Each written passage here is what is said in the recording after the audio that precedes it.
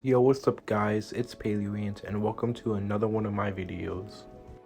And in this video, we're gonna rank the 7 DLCs from Jurassic World Evolution 2. Yesterday was March 30th, which marked the official release of the Feathered Creature Pack for Jurassic World Evolution 2, making it the 7th DLC for Jurassic World Evolution 2 if you count the Deluxe Edition. Now admittedly, I do own all 7 of these DLCs and I have played with all of them for at least a bit. And since I have played with each of them, I'm going to give my ranking of all of the DLCs for Jurassic World Evolution 2. And overall just give out my opinion for each DLC. And as a disclaimer, this is just my personal opinion and I'm not trying to offend anyone or say that your opinion is wrong. And I also don't think there is a particular bad DLC, I just think that some are better than others, which is obviously why I'm making this ranking video in the first place. But now with that out of the way, let's get into it. So the DLC for my number 7 spot would have to be the Late Cretaceous pack. Now, I adore this pack, don't get me wrong. I love the creatures in it, and I love, like the concept of like a bioluminescent, aquatic, but like, I think it is just one of the weakest compared to all the other ones. I love the Barbudaculus. It was in Prehistoric Planet, and that was really cool, but I just think that the Frontier design, honestly, the one thing that just really bothers me is that they gave it a skin flap between, like, the crest, and that's just, that kind of ruins the whole, like, uniqueness of Barbudaculus. Australovenator, I love that creature, and I didn't know what it was until this DLC. It's like a Megaraptor, but it's also, like, I feel like now that I have more of an idea what it was and like what it could have been, I love it, don't get me wrong, but I think it could have been just a little bit better. But also maybe they should have gave it feathers as well.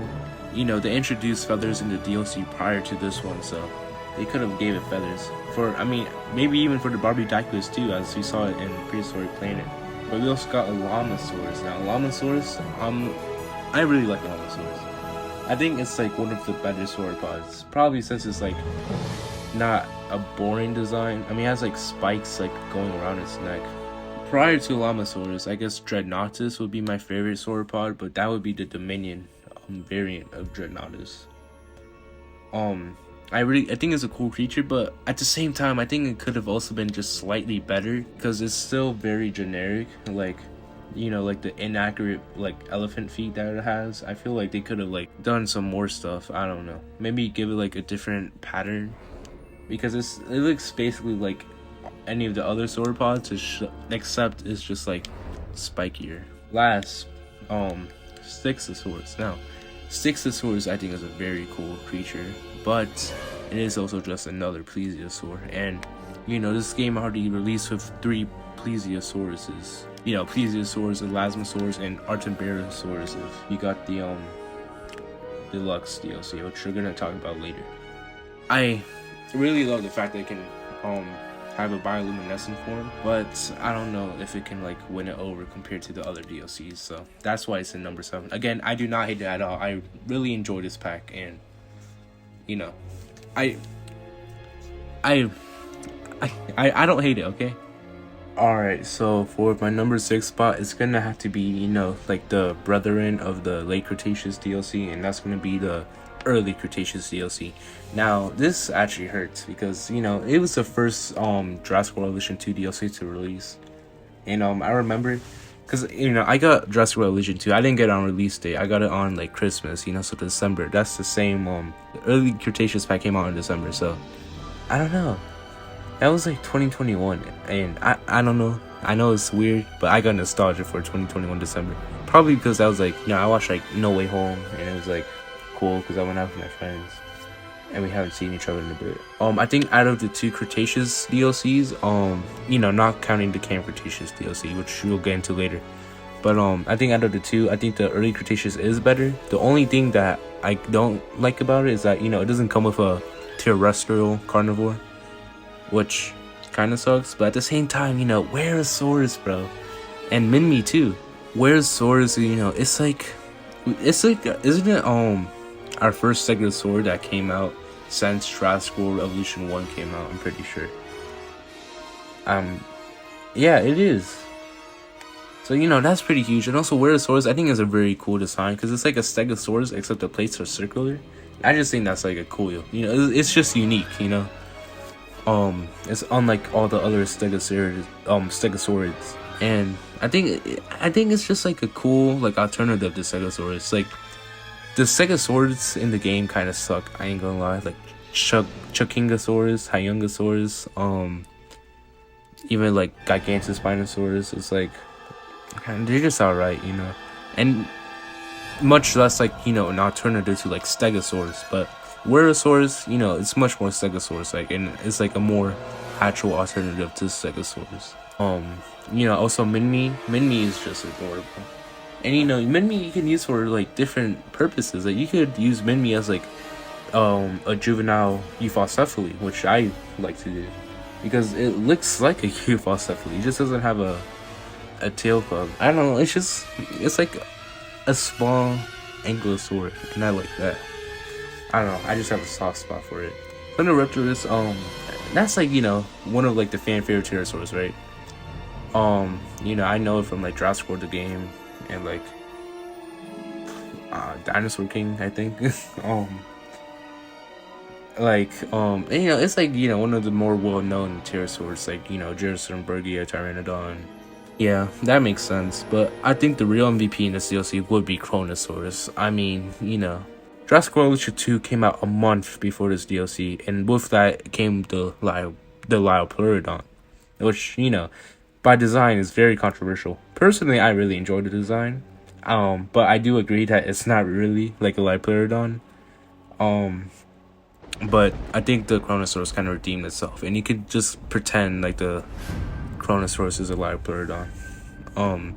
I think it's really cool, and you know, also the fact that you can eat out of the shark feeder as well, you know, because only the Mosasaurus can do that. Besides that, the Kronosaurus, you know, that's just like a really cool feature. I mean, it prefers to eat fish, and it wouldn't be happy if you gave it sharks, but as who cares? It's a really good DLC. It's just, you know, compared to everything else, it's not fair, but you know, I love this DLC again, so that's why it's number 6. Alright, so in our number 5 spot is gonna be the deluxe upgrade pack. So this pack I really like, don't get me wrong, and honestly I could say that the number 5 spot and the number 4 spot are interchangeable, but I mean only slightly though, because I do think that there are some negatives in the deluxe pack. So this also doesn't just come with creatures, unlike the other creature packs. You know, it's a deluxe pack, so it comes with like, I think it came with like different signs for like the different amenities, so you can have like, you know, more variety of what the amenities can be, and also like wraps for like your vehicles, like your jeeps and your helicopters. But I think that's like about it. I'm trying to remember. I think so. But you know, the creatures themselves, the good thing about this pack is that, you know, just like the deluxe pack from the last game in Evolution 1, it comes with 5 creatures. The thing about that, one of these creatures is Hyungosaurus. And Hyungosaurus, you know, it came out free in the base game when Evolution 1 first launched. So basically they just transferred Hyungosaurus from Evolution 1 to Evolution 2, but they put in a paywall. So, but with that being said, the 4 new creatures are really good. You know, you got Pachyrhinosaurus, which honestly is, you know, it should have like been in the game. It's complicated because, you know, Jurassic World Evolution 1, it came off of Fallen Kingdom. In Fallen Kingdom, you know, if you know about, you know, the whole Sinoceratops Pachyrhinosaurus situation, it's basically, you know, the Sinoceratops in Fallen Kingdom was supposed to be Pachyrhinosaurus, but they kind of changed it last minute. So that's why like some of the toys says Pachyrhinosaurus, even though it's supposed to be Sinoceratops. You know, Pachyrhinosaurus is, you know, a cool iconic dinosaur. It was first introduced to me, and like, you know, the very, you know, unliked, controversial Walking with Dinosaurs 3D whatever thingy movie. Bro, I like that movie, but I ain't gonna lie. You know, Patchy and, you know, his girlfriend and his brother, they were really cool. But, you know, Pachyrhinosaurus, you know, it was on Prehistoric Planet. It was in Dinosauria. If you know what that is, it's like an animated dinosaur series on YouTube. You know, Pachyrhinosaurus, you know, it's like a fan favorite. You know, people wanted it in the game since Evolution 1. So that's pretty cool that's in here. You also got Geosternbergia, which is, you know, a really popular, well-known pterosaur. Geosternbergia is like, you know, it actually was supposed to be in the Lost World. It was like pre-production, right? It was going to replace the Pteranodon, but, you know, it ended up being Pteranodon. But they did make a Hammond collection of that pre-production Geosternbergia that was, you know, later replaced by the Pteranodon in the Lost World. But yeah, you also got Attenborosaurus, which is pretty cool, and also is kind of two nods. It's a nod to the previous deluxe pack from the first game, which in itself is a nod to, you know, the author Michael Crichton. Well, not exactly, because, you know, in the previous deluxe edition, you had Crichtonosaurus. You know, Crichtonosaurus, Michael Crichton. You kind of get that reference, right? In this case, Attenborosaurus, you know, it's like Richard Attenborough, which, you know, was the actor who played John Hamm in the Jurassic Park movies. So, you know, it's to pay, you know, homage, maybe even a tribute to him. And it's really cool. But then you also got, you know, the big carnivore, which is Megalosaurus, which, you know, Megalosaurus is a really cool dinosaur. It's also fairly well known. I mean, it should be, because as far as I know, I'm pretty sure it's like the first dinosaur to ever be discovered, right? Which is pretty dang cool. You know, it was in it was in Dinosaur King. That's kind of the only thing I can remember. But it was like a special, it was like a rainbow dinosaur. But you know, it was Megalosaurus. You know, it's the first dinosaur ever discovered, and it's like Megalosaurus, so it was like megalo cool. And you know, I mean, it is a fan favorite dinosaur. But overall, I think this pack is really great. I think it's just Hyungosaurus kind of just made it like, you know, it's kind of scummy.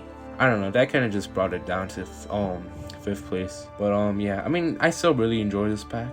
You know, you also get, you know, the other perks as previously established. But yeah, don't get me wrong, I really like this pack. So yeah. Alright, so on my number 4 spot is going to be the Camp Cretaceous Dinosaur Pack. Now, I really love this pack. You know, I love Camp Cretaceous, I'm not even going to lie. This pack only comes with 2 new creatures, and that's the Monolophosaurus and the Scorpius Rex, which were, you know, introduced in Season 3. And, you know, the Scorpius Rex, man, that's just like, it was definitely like the best thing to ever happen to Camp Cretaceous. It's just so cool. That's all you gotta say. So it's like cool how they just captured the Scorpius Rex. And, you know, Monolophosaurus too. Monolophosaurus is like, you know, one of my favorite dinosaurs. I mean, you know, it's just like easily recognizable, and I think its inclusion in Season 3, it was like really good. I was sad that we didn't see it again, but at least we saw it in a hidden adventure, even though it was like already dead. But you know, the other things we got in this, you know, the main things we got were like skins and variants. Actually, this was the introduction of variants. So we got Pierce, the Kentrosaurus variant, and we also got an Oranosaurus variant, which, you know, matched the ones we saw in Camp Cretaceous. So I think my favorite out of the 2 variants is definitely the Kentrosaurus. You know, like the Wurosaurus I was just talking about. I think it's like an actual good alternative to Stegosaurus. I think it's just because it's built similar to Stegosaurus instead of Kentrosaurus. You know, we also got the different skins like Big Edie and oh, you know, we got the skins for like oh yeah, Bumpy. We also got Bumpy, right? Although the one complaint I do have Bumpy is that it's like the size of a normal Ankylosaurus. I think it would be cool if they like followed the show and it's like, you know, they made like Bumpy only 60% of the size as like a regular Ankylosaurus. So basically just make Bumpy smaller. I mean, that's all you would have to do. Also, I think, you know, the big highlight would be the Parasaurolophus Lux skins. I think, you know, they're really cool. I mean, they're just, you know, skins, but like, you know, and it was the introduction to bioluminescent, which, you know, was later, you know, put on the Styxosaurus. You know, it's from the show. It's pretty cool. It's pretty unique, and I mean, it's a Camp Cretaceous DLC, and the thing is that, you know, people have basically been asking for a Camp Cretaceous DLC since, you know, Camp Cretaceous, you know, came out in 2020 September.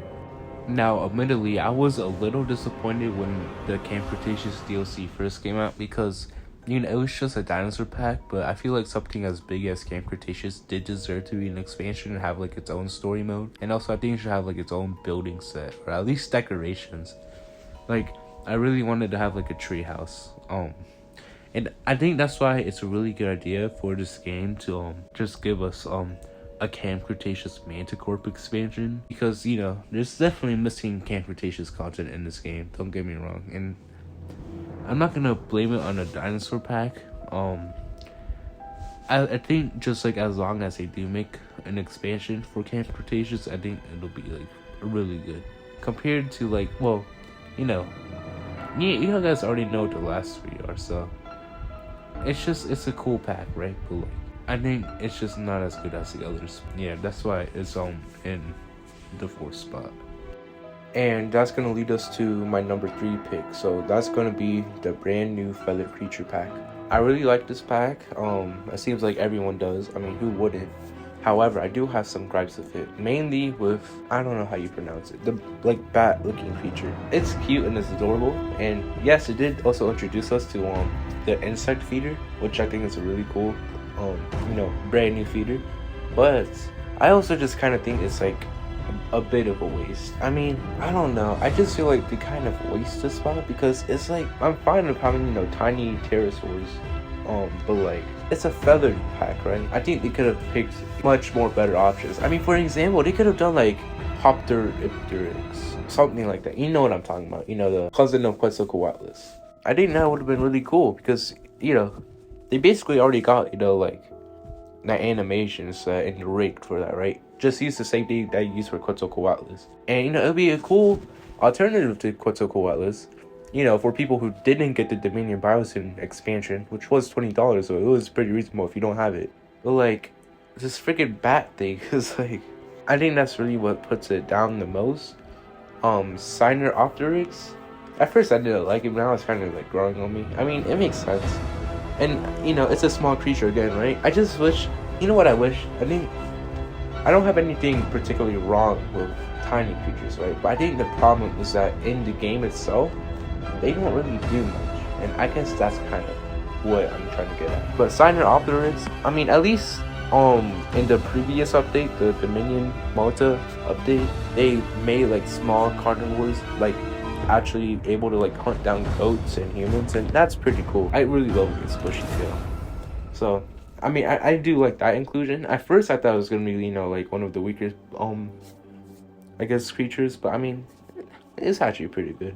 Obviously the other 2 creatures are phenomenal, Dinocyrus and Eutyrannus. Really well known, really like fan favorite dinosaurs. Eutyrannus is just like cool because I mean, it's a feathered T-Rex basically, its name literally means feathered tyrant. Dinocyrus seems to be in everything these days, it was in Prehistoric Planet, it's in Prehistoric Kingdom, and now it's in this Jurassic World Evolution 2. And Dinocyrus is just like really cool, and the fact that they made it an omnivore too, yeah, Eutyrannus is really cool, and it's just has really cool skin patterns. I mean, all of these guys have really cool skin patterns. They're feathers, right? And that's what I really like when Jurassic World Evolution 2 has feathers, because they can like actually have like good, vivid, vibrant colors. Like you can have like a purple dinosaur, which you couldn't get with like a scaly dinosaur. I mean, it's just a really cool dinosaur, but it is also just a dinosaur pack, and well, as you know, the last 2 DLCs are expansions. So but yeah, that's why it's in number 3. Alright, so my number 2 spot is going to be the Dominion Malta expansion. The Dominion Malta expansion, I really love it, especially the building set, because it's just basically what we see in Jurassic World Dominion and like into this game, which I love, because I love the architecture. I mean, I don't know, the Malta scene might be my favorite scene in that whole movie. It's definitely up there. We got 3 new maps, Malta and the 2 other maps, which I don't know they're called, but they're 2 different countries, neighboring islands. They were alright. I mean, we got a natural lagoon map, right? That was pretty cool, except the natural lagoon is kind of a little bit of a disappointment, because we couldn't delete the buildings like surrounding it, so it was kind of just like stuck there forever. And as for the story mode, I mean, I'm gonna be completely honest, I haven't finished the Malta campaign. I made a live stream of me trying to finish it before this new DLC came out. I was not successful. I mean, it was just kind of like, the same stuff. Like, we had to like get 2 stars, try to make some money. You know, the same missions that we would usually get. As for the creatures, I mean, basically kind of just disappointed in the creatures. And that's kind of like the real letdown. Now, I understand why we got the creatures that we got, but that doesn't really mean that I had to, you know, like them. You know, Lichosaurus, Oviraptor, and Monos Intrepidus, while they're all cool, they're just like tiny creatures that don't really do much, you know? I mean, what does Lichosaurus even do? Like, it literally does nothing but die. And then at least, you know, Monos Intrepidus can like pack hunt goats and humans. I don't even think Oviraptor can do that though. And it's like, it's just kind of useless. They don't do anything, you know. Atrociraptors, that's actually pretty cool. And what I really respect Frontier is that they really try to make the Atrociraptors like their own creatures, because let's be real, they're very similar to just, you know, the regular Velociraptors. And I think that's what made Frontier like extra motivated to make them, you know, the Atrociraptors as unique as possible. But I mean, yeah, I'm not really a big fan of the creatures overall, but I guess that's why I sit in second place. But you know, still a great expansion, you know, love the building set. The campaign is okay, the dinosaurs are just bad, but yeah.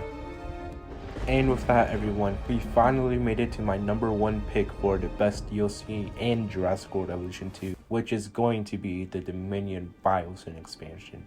Now, this DLC, I mean, it's just really good.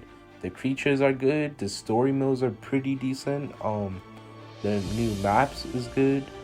So let's start off with the story modes first. So we got 2 story modes. We got the Dominion Chaos Theory and the Biosyn campaign. So let's start with the Biosyn campaign. So it's pretty cool. The first part, you know, we're in the perspective of Biosyn. It takes place before the events of Dominion. You know, we got original talents returning. We had to like go into Amber Mines and, you know, create dinosaurs. We also got dinosaurs from like Isla Nublar, and Isla Sorna. Maybe sometimes you got like a new creature, you know, like Pyroraptor or Dimetrodon or Therizinosaurus. So I guess that's like, you know, the Biosyn campaign. It was fun, I'd say. I enjoyed it. You know, I mean, it's actually pretty different, you know, because we didn't have to like make the party. So I guess let's get into the Chaos Theory. Yeah, you're supposed to try to stop poachers from, you know, poaching your dinosaurs, I guess. That was really cool because we got to like, you know, summon traps and like crash into other people's gardens. That was really fun, you know. It was like a completely different new play style to the game, and I really appreciated that. I think that's probably the most fun level in Jurassic World Evolution 2, period. I mean, yeah, that's basically it. It was pretty cool. Maps were really good. We got the Biosyn Sanctuary map, which is like arguably the best game in the, which is arguably the best map in the entire game. You know, it was like a whole new biome, basically. Because it was like, you know, it was like Italy. And, you know, the Ferrara Nevada map, that's really cool because it's like a snowy map, like, all together. Like, it's always snowy. You know, because with the previous snowy biomes, you know, most of the time it's not even snowy. It's only snowing when it's snowing. But this time, it's like snowing all the time. And what is really cool is that every single, like, basically anything has snow on it now. Dinosaurs has snow, decorations has snow, buildings has snow, fences has snow. So it was like, you know, they put in like extra effort to like make everything like fit into the environment, which I respect Frontier for that. Overall, I think both of the maps were really good. The creatures themselves are also really good. Now, people did complain about the missing creatures when this DLC first came out, probably because we weren't aware of, you know, the Multi expansion. But, you know, we're still missing Microceratops, but that's beyond the point. I think we got some really strong creatures, unlike the Multi expansion. You know, we got Quetzalcoatlus. Like, bro, that's just like, you know, we barely got any screen time in the movie, to be fair, but it's still, you know, Quetzalcoatlus. You know, that's like the best pterosaur of all time, let's be real. We got Therizinosaurus. Therizinosaurus, you know, everyone's been like begging for it to be like in Jurassic World Evolution, so we finally have it now thanks to Dominion. Pyroraptor, again, barely got any screen time, but, you know, it was our first, like, feathered Dromaeosaurus. I mean, Therizinosaurus and Quetzalcoatlus were also feathered. Pyroraptor is, like, the best example of feathers. You know, it's like a feathered dromaeosaur. That's a feathered velociraptor. That's basically what everyone's been watching. And you know, Dimetrodon.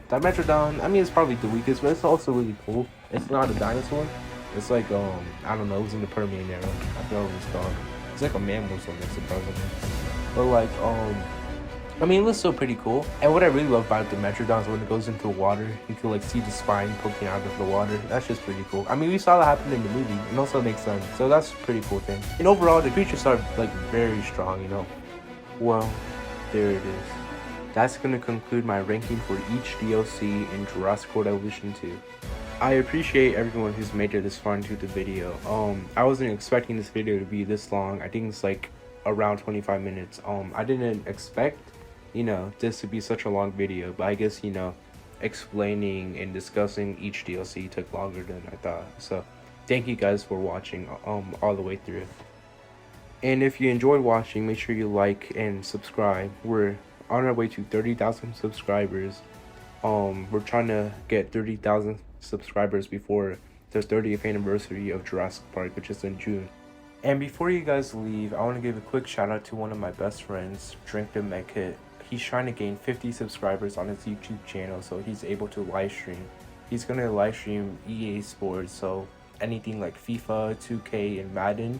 If you're into that, make sure to go subscribe to him so you can help him, you know, be able to live stream. And also, if you guys have your own ranking, feel free to comment down in the comments below to tell me your ranking of each DLC for Jurassic World Evolution 2. And yeah, have a great rest of your day, and I'll see you in the next video. Bye.